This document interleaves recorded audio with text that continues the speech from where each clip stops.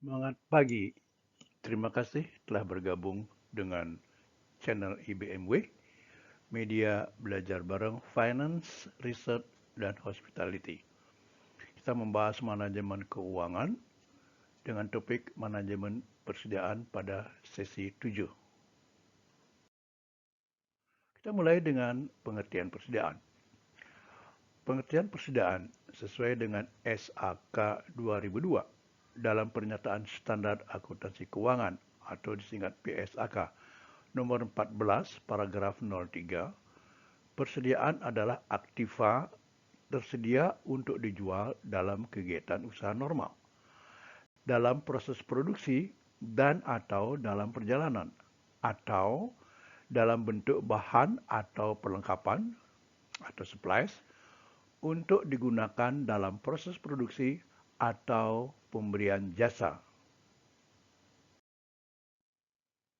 Mengacu pada pengertian di atas, di industri perhotelan, persediaan bahan makanan adalah bahan makanan yang ada di gudang makanan untuk kegiatan normal hotel, bahan makanan yang ada di dapur yang masih dalam proses produksi seperti thawing, marinating, dan proses lainnya, dan bahan makanan yang diimpor dari negara lain yang masih dalam perjalanan. Kita lanjut dengan klasifikasi persediaan.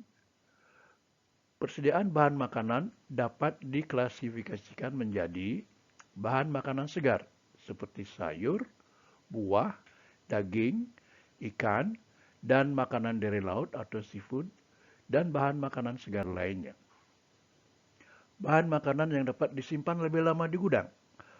Bahan makanan yang dapat disimpan lebih lama di gudang makanan, yang biasa disebut dengan istilah teknis groceries, seperti kopi, gula, tepung, beras, mie, tomato kecap, makanan dalam kaleng, dan bahan makanan lain yang relatif tahan lama berada di gudang makanan, dan bahan makanan yang dibekukan atau frozen foods.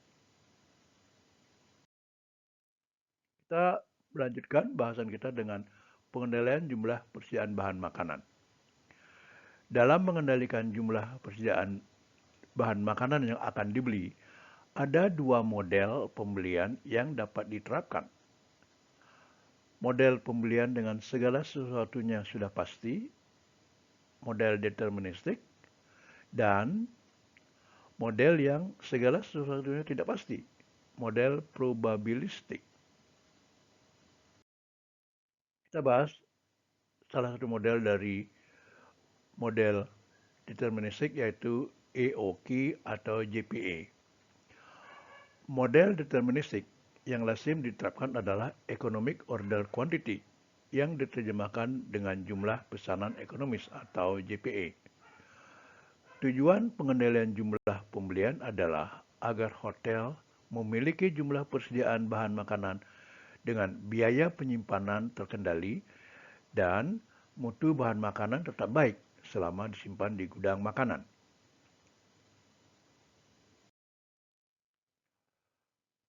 Formula EOQ adalah EOQ sama dengan akar 2Fs dibagi CP.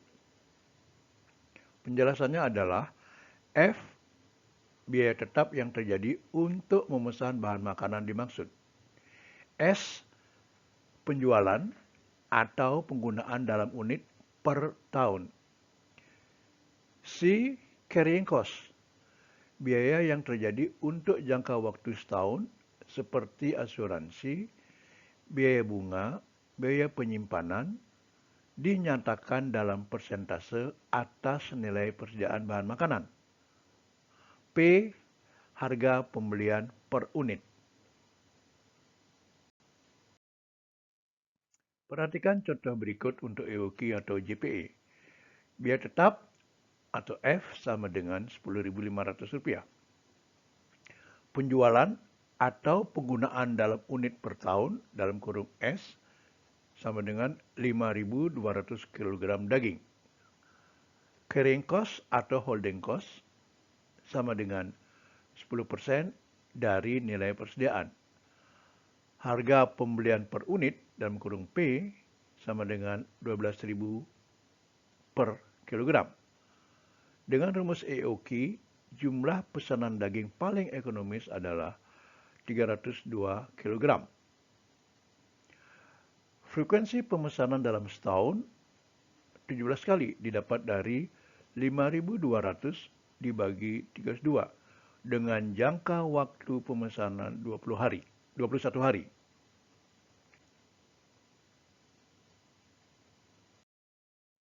Kita lanjut dengan model probabilistik.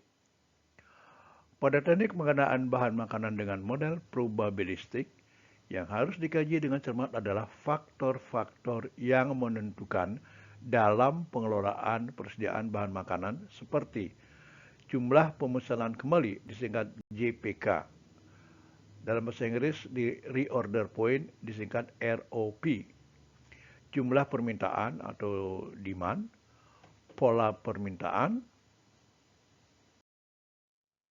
jumlah persediaan yang aman atau safety stock, jangka waktu penerimaan atau lead time, pola pembelian, dan risiko kehabisan bahan makanan.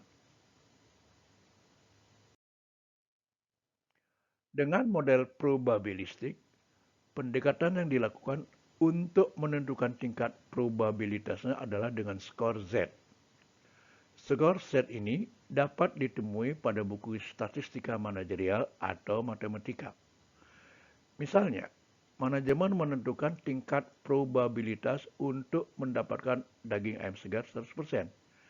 Nilai skor Z-nya adalah 3,09.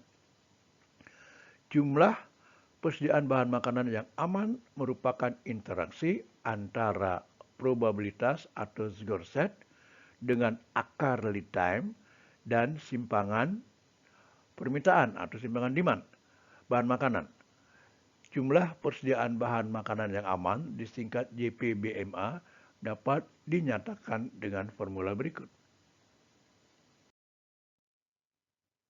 Jadi formulanya adalah JPBMA sama dengan Z kali akar LT kali simpangan demand. Pada formula di atas, JPMA merupakan jumlah persediaan bahan makanan yang aman. Z merupakan skor Z untuk tingkat probabilitas yang ditentukan.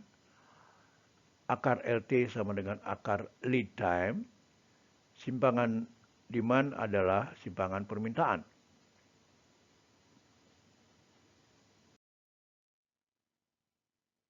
Kita lihat ilustrasi yang diberikan untuk jumlah persediaan bahan makanan yang aman. Nah, simpangan permintaan atau simpangan demand dapat ditentukan dengan mengamati data hipotesis permintaan daging ayam segar untuk jangka waktu seperti tabel di bawah ini. Dalam tabel ini ada hari, ada permintaan dalam kilogram, ada rata permintaan, ada simpangan permintaan, ada simpangan permintaan kuadrat. Nah, pengamatan mulai dari hari ke-1. Permintaan harian 50 kg, hari kedua 55 kg, hari ketiga 60 kg, hari keempat 55 kg, hari kelima 70 kg, hari keenam 85 kg, hari ketujuh 80 kg. Dengan demikian dalam 7 hari jumlah permintaan hariannya adalah 455. Dengan demikian secara rata per hari permintaannya adalah 65 kg dari hari pertama sampai dengan hari ke-7. Untuk itu kemudian dilanjutkan dengan simpangan permintaan yang merupakan selisih antara permintaan harian dengan rata permintaan. Jadi pada hari pertama simpangan permintaan atau demandnya minus 15. Hari kedua minus 10, hari ketiga minus 5, hari keempat minus 10, hari kelima plus 5, hari keenam plus 20, dan hari ke-7 plus 15. Kemudian pada kolom terakhir, kita dapatkan simpangan kuadrat. Hari pertama simpangan kuadratnya adalah 225, hari kedua 100, hari ketiga 25, hari keempat 100, hari kelima 25, hari keenam 400, dan hari ketujuh 225.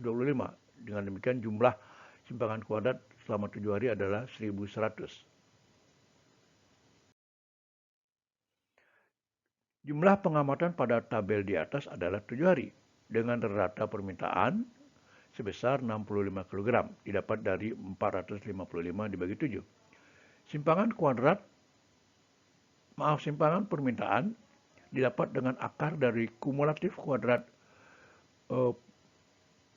simpangan permintaan, yaitu akar 1100 sama dengan 33,17.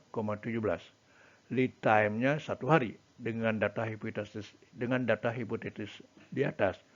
JPBMA sebesar 102,49 kg yang dibulatkan menjadi 103 kg didapat dari 3,09, itu adalah angka dari z-score, dikalikan 1, itu hasil dari akar lead time 1 hari, dikalikan dengan akar dari kumulatif simpangan kuadrat, yaitu 33,17. Dengan demikian didapatkan hasil 103 kg. Untuk menentukan jumlah pemesanan kembali atau JPK atau ROP, formula berikut dapat diterapkan. JPK sama dengan rata-rata permintaan dikalikan dengan lead time atau LT ditambah skor Z kali akar LT dikalikan dengan simpangan permintaan. Dari formula di atas, JPK dapat dinyatakan yang merupakan interaksi antara rata permintaan dengan lead time ditambah dengan JPBMA. Besarnya JPK atau jumlah pemesanan kembali dengan data hipotesis di atas sebesar 168 kg didapat dari 65 yang merupakan rata-rata permintaan dikalikan dengan lead time 1 ditambah dengan 103. Dengan demikian kita akan dapatkan jumlah pemesanan kembali sebesar 168 kg. Selanjutnya diberikan contoh tabel skor Z atau Z-score table. Yang tabel ini digunakan untuk mendapatkan skor suatu probabilitas atau peluang yang lazim terdapat pada buku statistika manajerial atau matematika. Selanjutnya diberikan latihan untuk dicoba untuk lebih memahami materi yang disajikan. Selamat mencoba.